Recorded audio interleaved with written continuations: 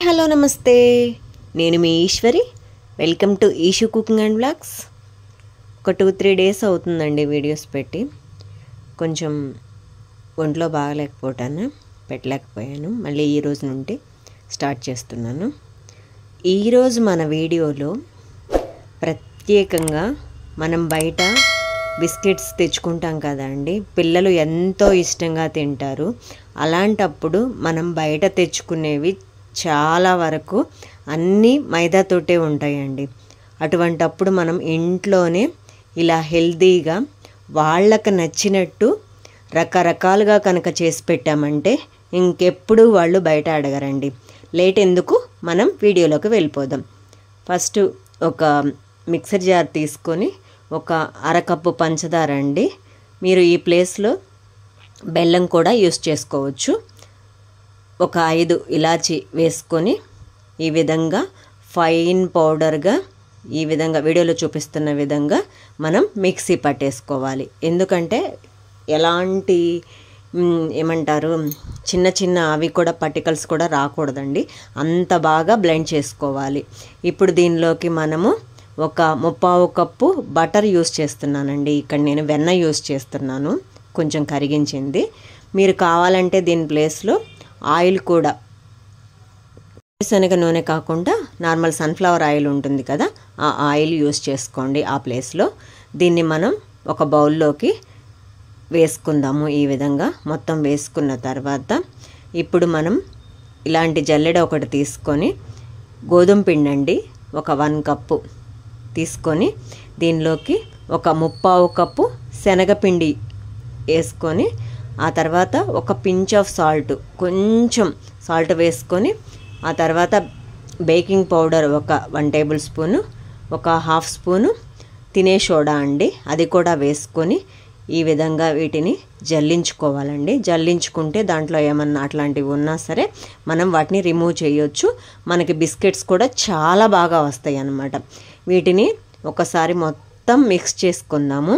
ఇప్పుడు మనం ఇదే సరిపోతుంది. మీకు ఇన్ కేస్ మీకు సరిపోకపోతే దీనిలో 1 or 2 టేబుల్ స్పూన్ ఆయిల్ వేసేసుకొని ఇలా ఈ వీడియోలో చూపిస్తున్న విధంగా ఈ కన్సిస్టెన్సీ ఈ విధంగా వచ్చేంత వరకు బాగా కలుపుకోండి. కలుపుకున్న తర్వాత దీనికి మనం ఒక మూత పెట్టేసి మనకు 10 నిమిషాలు రెస్ట్ ఇచ్చామంటే అది సెట్ అయిపోతుందండి. మన 10 నిమిషాల తర్వాత మన డవ్ చూడండి ఎంత బాగా వచ్చిందో. ఎందుకంటే మనం ఇక్కడ బటర్ యూస్ చేసాం కదా, అటువంటప్పుడు కుకీస్ కూడా అంటే బిస్కెట్స్ కూడా చాలా బాగా వస్తాయి. అండ్ మనం ఇంట్లోనే చేసుకున్నవి ఇవన్నీ. ఒక రకంగా చెప్పాలంటే శనగపిండి, గోధుమ పిండి, వెన్న కానీ ఇవన్నీ ఇంట్లో చేసుకున్నవేనండి, బయట తీసుకొచ్చినవి ఏవీ కాదు. అందుకే మనం కాకపోతే ఇక్కడ మనం పంచదార బదులు బెల్లం యూస్ చేసుకోవచ్చు.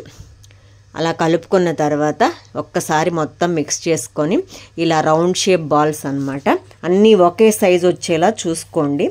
మీకు కనుక అలా రాకపోతే ఒకటి ఏదన్నా ఒక చిన్న రౌండ్ షేప్ బౌల్ కానీ అట్లాంటివి ఏమన్నా ఉన్నట్లయితే దానిలో కొంచెం ఈ పిండి పెట్టేసుకొని దానిలో తీసేసి ఒక్కసారి షేప్ చేసేసుకోండి. ఈ విధంగా మనం తీసుకున్న పిండి మొత్తం ఈ విధంగా రౌండ్ షేప్గా వచ్చేంత వరకు చేసుకొని వాటిని మనం పక్కన పెట్టేసుకుందాం. ఇప్పుడు మనం ఇడ్లీ ప్లేట్స్ అండి, ఇక్కడ నేను బేక్ చేయడానికి ఇడ్లీ ప్లేట్స్ యూస్ చేస్తున్నాను. మీరు కావాలంటే అవెన్లో కూడా చేసుకోవచ్చు. 180 degreesలో ఒక 20 to 25 minutes బేక్ చేసుకోండి. ఈ విధంగా మనం రౌండ్ షేప్ బాల్స్ చేసుకున్న తర్వాత వాటిని తీసుకొని జస్ట్ మిడిల్లో మన తమ్ముతోటి ఒకసారి బొటన వేలుతోటి ఒక్కసారి ఈ విధంగా మధ్యలోకి ప్రెస్ చేసేసుకొని అవి ఏమంటారు ఇట్లా విరలబడితే కొంచెం జాగ్రత్తగా లైట్గా ప్రెస్ చేసేసుకొని మొత్తం ఈవెన్గా ఈ విధంగా వీడియోలో చూపిస్తున్న విధంగా చేసుకొని అన్నిటినీ మనం ఎన్నైతే తీసుకున్నామో అన్నిటినీ అదే విధంగా చేసుకొని మనం ఇడ్లీ మౌల్డ్స్ ఉన్నాయి కదా వాటిల్లో అన్నీ ఈ విధంగా అరేంజ్ చేసేసుకొని ఇప్పుడు మనం వాటి మధ్యలో గుమ్మడి విత్తనాలు కానీ లేకపోతే సన్ఫ్లవర్ సీడ్స్ కూడా దొరుకుతాయండి మనకి మార్కెట్లో, అవి కూడా పెట్టుకోవచ్చు. లేకపోతే మీ దగ్గర అవి ఏమీ అవైలబుల్గా లేకపోతే డ్రై ఫ్రూట్స్ అందరి దగ్గర ఉంటున్నాయి కదా, అవి కూడా పెట్టుకోవచ్చండి వాటి మధ్యలో. ఈ విధంగా నేనైతే ఇక్కడ గుమ్మడి విత్తనాలు యూస్ చేస్తున్నానండి. ఒక 4 to 5 పెడుతున్నాను. ఇలా పెట్టి ఒక్కసారి ప్రెస్ చేసామంటే వాటికి అంటుకుపోతాయి. మనకి కుక్ అయినప్పుడు కూడా చూడడానికి అండ్ తినడానికి కూడా మనకి చాలా హెల్తీగా ఉంటాయి.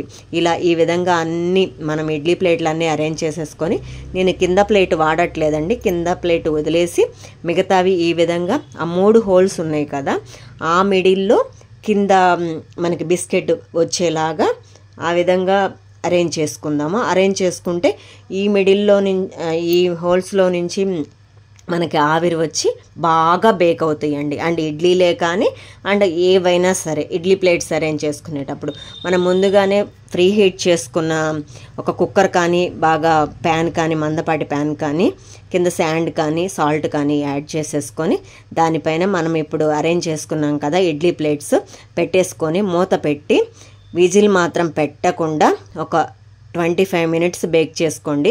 20 to 25 minutes తర్వాత ఒకసారి చెక్ చేసుకొని మీకు బేక్ కనుక కాకపోతే మళ్ళీ ఒక 5 minutes పెట్టేసుకోండి.